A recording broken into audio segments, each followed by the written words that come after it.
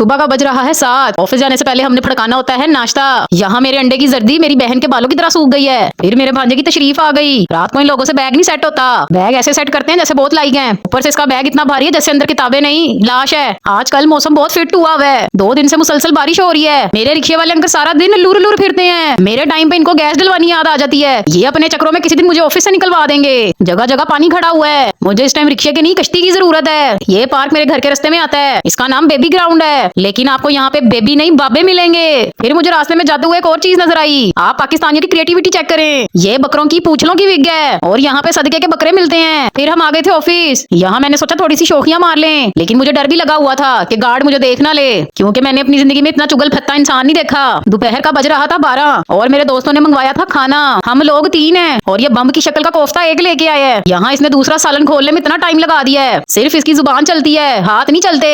और ये मैडम सारा बिस्किट डप के ये मुझे दे रही है कि इनको बिस्किट नहीं अच्छा लगा। आगे से हंस रही है, शर्म नहीं आ रही। फिर आ गई हमारी चाय और चाय इतनी अच्छी बनी थी दिल कर रहा था जिसने बनाई है उसके हाथ काट दूं। एक इस आदमी ने मेरी जिंदगी बर्बाद की हुई है। सुबह भी लेट आना, वापसी पे भी लेट आना, फिर अपना रिक्शा खराब करके बैठ जाना। अब मुझे लगने लग गया कि शायद मैं ही मनहूस हूँ। फिर मुझे इनके ऊपर तरस भी आ रहा था। एक तो रिक्शा घसीट रहे हैं, दूसरा मुझ जैसी मज को भी। घर पहुंची तो ये बिल्ली गेट पे बैठी मेरा इंतजार कर रही थी और नखरे ऐसे दिखा रही थी जैसे मैंने इसका चूहा खा लिया है। अंदर आई तो मैं ये देख के हैरान और परेशान हो गई। ये छोटी सी औरत हमारे घर कौन आई हुई है। आज नवाज शरीफ साहब नानियों दादियों वाला सूट पहन के फिर रहे थे। उसके बाद मैं किचन में खाने के लिए गई। यहाँ पे मेरे घर वालों ने मेरे लिए चिकन कढ़ाई रखी हुई है जिसमें एक भी बोटी नहीं है, सारी हड्डियां पड़ी हुई हैं जैसे मैं कुत्ता हूँ। फिर मैंने अपने लिए रोटी बनाई और रोटी भी पता नहीं कौन से मुल्क का नक्शा बन गई। और आज मुझे पता चला है मेरी भतीजी को खराब करने वाला ये शख्स है। हमारी हर चीज उठा उठा के ये इसको देता है। सुबह के टाइम ये ठीक रहती है, लेकिन शाम को इसके अंदर पता नहीं कौन सी डाइन का साया आ जाता है। अब आप गिनते जाएं इसने आज कितनी डकैतियां डाली हैं। सबसे पहले मेरा ये स्कार्फ उठा के ले आई और सारा स्कार्फ इसने मेरा दांतों से काट दिया। उसके बाद ये मेरे भांजे का रजिस्टर निकाल के ले आई। खैर पढ़ने का शौक इसको भी नहीं है। साल हो गया पार्ट्स ऑफ बॉडी याद करवाते हुए।